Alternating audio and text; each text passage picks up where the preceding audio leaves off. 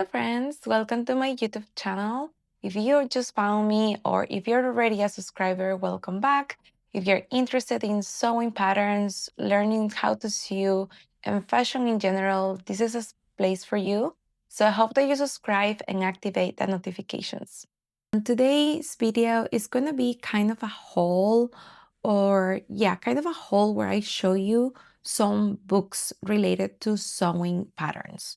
And this is books that I recently purchased. Those books have been in the market for a long time, but due to where I live, they were very difficult to get due to shipping. So now that I'm visiting London, I decided to get my hands on them and show you in case that you're interested to purchase them so you can know what those books are about and if you're really into getting them. So I'm gonna start talking about the series of books from Tomoko Nakashimi. It's a fashion educator from Japan. She released a series of 4 books called Pattern Magic, and she still gives lectures and courses not just in Japan in the Bunka College, but also around the world. Her work bridges the gap between classic pattern construction methods and more artistic and sculptural type of work. Definitely is a very good resource if you're trying to create out of the box designs. So I'm going to start with her first book, and it's just labeled like that, Pattern Magic. She doesn't really have like a beginner's type of book. So that's really important to note if you're interested to get them. Book is more focused on dart manipulation and how to create beautiful details that you can implement on your basic sloppers. So some of my favorites, I'll say that it can be kind of a knot or a ribbon, a lace. This design is very like popular now in designers like Simon Rocha. She has like a lot of ribbons or sandilian that they put like bows on the pants, on the skirts, everywhere. So I feel like this could be a very good technique to learn if you want to replicate or get inspiration from one of those designers. Another design that I found very interesting, oh, you can see here more in detail the knot dress. Definitely, this gives like Sandilian, Simon Rocha kind of design. You can also see a lot of her techniques in garments from Comme des Garçons. You can see as well like this twisted bow. I have seen online some pictures of some pants from Comme des Garçons that has this type of design. And some others, like maybe that could be interesting, is for example, how to make these holes in garments having like a tunnel with a strap to pull on, very Japanese type of a style. And these I have seen already, even in bridal gowns and dresses. You can also see like more geometrical shapes, curves, and kind of giving volume. So definitely, I will say if you feel like you already know how to modify your own patterns, definitely go for the first one. Then we move to Pattern Magic 2, that I think this one is one of my favorites. This book targets more sculptural and artistic designs than the first one. It goes more into these kind of fantasy type of designs, which I think is very, very interesting. And something that I really like about this book is that it also gives you instructions on how to do modifications or details just for the sleeves or for pockets or for colors as well. It has these type of pockets modifications that I find very interesting that is called the vanishing pocket A and B. So basically, if you can see in the camera, it feels like it literally is vanishing into the garment. And I feel like if you want to start with this book, it's a good starting point to start with something simpler.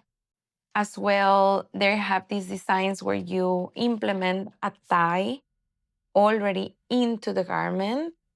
So looks simpler, but it's not so simple, but simpler than the others for sure. And It also goes in depth when it comes to knots, to more detail and avant-garde designs when it comes to knots. But I will say my most favorite one is the Havara sleeve, or the bowl shaped accordion sleeve, and we can see it here on this design. It's actually the one in the cover of the book, and it goes into detail on how to construct this type of shape. It gives you a couple of variations. I think it's really, really interesting. It started from the back to the front, but then it also goes into 3D figures that you can put on the sleeves, on side panels, everywhere. So you see the level of difficulty has increased a bit here. And now we go with Pattern Magic for stretchy fabrics. There's a lot of like shearing with the straps that is also very trendy. For example, these ones that allow you, this one is one of my favorites. Here you can see how you can do gathering with a strap. You can add a lot of volume. This dress, for example, that adds pleating in volume on the sides. Here, for example, you can see the construction of the dress that I mentioned before. That was one of my favorites, and how to do the modifications to then at the end have a single pattern piece for the front and one for the back. For example, it's also very interesting, the circular draping. This is also something I have seen often. This one right here, I have seen it a lot in not stretchy fabrics, actually, this kind of like draping on the pattern. I feel like this book is definitely very interesting, but in the back of the book, it has a very interesting section that is called Enlarging or Reducing Patterns. And it really talks about, I think like it mentioned it in this book specifically because we are working with the stretchy fabrics. And as mentioned at the start, when you work with the stretchy fabrics, you need to reduce your patterns. The patterns are smaller, and it touches on how we should consider to reduce our patterns based on the elasticity. It gives you all the references on how to do the calculations. And I feel like before you start getting into any of the projects of this book, you should go to the back and learn about this enlarging slash reducing to make sure that you adjust your patterns correctly. For the section of pattern magic, I have two more books that I wanted to touch base on.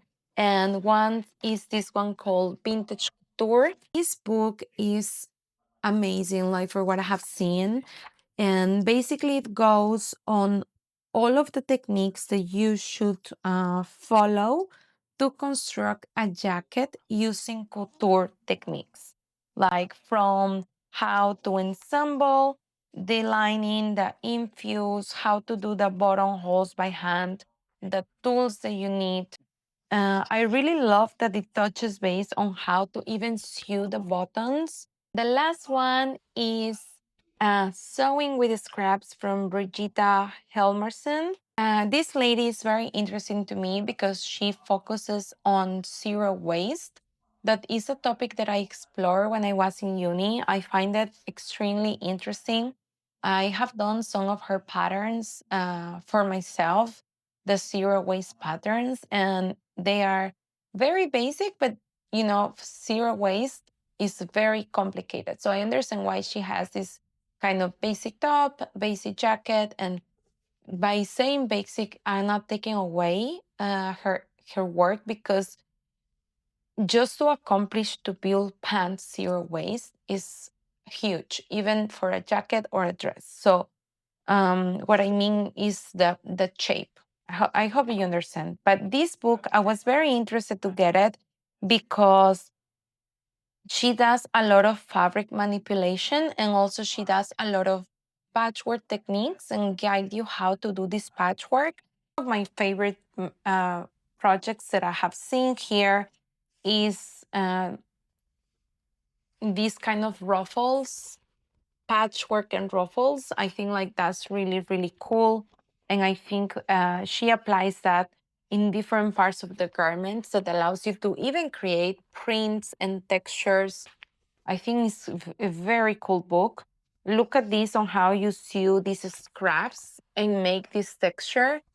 Here is applied to a bag, but you can apply this to any garment and really make it feel very expensive and very couture. Here you can see the bag, but imagine this textile applied to a dress. This could be amazing.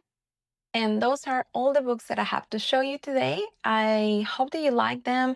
Let me know in the comments, do you have them? Do you use them? Which one you like more? And if you're interested to see more videos like these, I have more books coming up. So down below and I'll record a part 2 if you're interested. Thank you for watching and don't forget to subscribe. Bye!